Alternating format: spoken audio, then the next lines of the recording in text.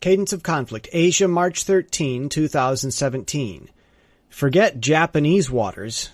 Headlines worry about North Korea and Hawaii. South Korea has their own 2 cents to add over the assassination of Kim Jong-un's half-brother at Kuala Lumpur International.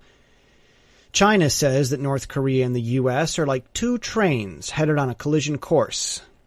China has a kind of plan to bring the U.S. and North Korea together, but the U.S. won't make concessions for obeying a UN resolution, and there is no mention of China cutting off its supply. It seems China wants to be the great reconciler, but the rift is too far between East and West.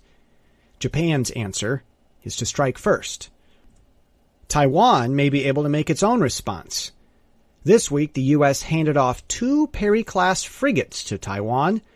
Taiwanese naval officers will learn how to operate the frigates from the U.S. Navy, and the ships should set sail in May. This is a very interesting development since President-elect Trump received a phone call from President Tsai, and since the U.S. still has yet to deliver on several military sales, especially F-16s that closed during the terms of former Presidents Obama and Ma. China's response to events this week is twofold.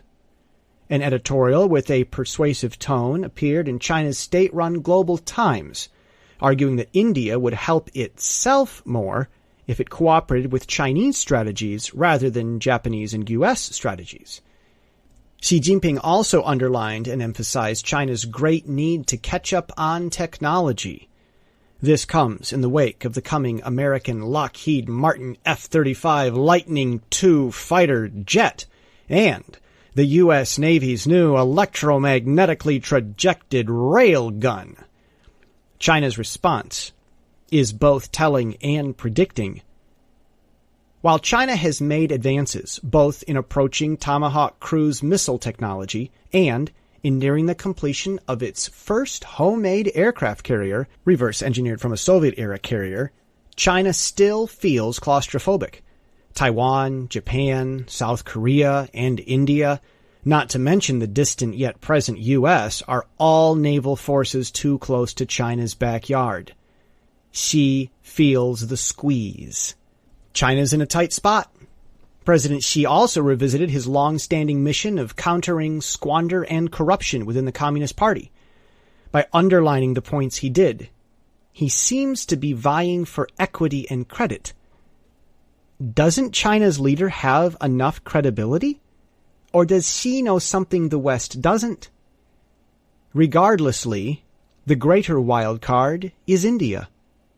China believes that India is on the fence and is open to persuasion, and China is correct. Soon, India will feel its own squeeze.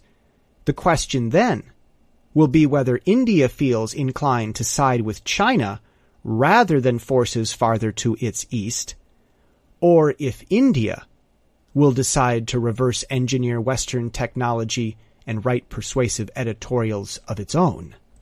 And that's the cadence of the conflict already seen in the Pacific.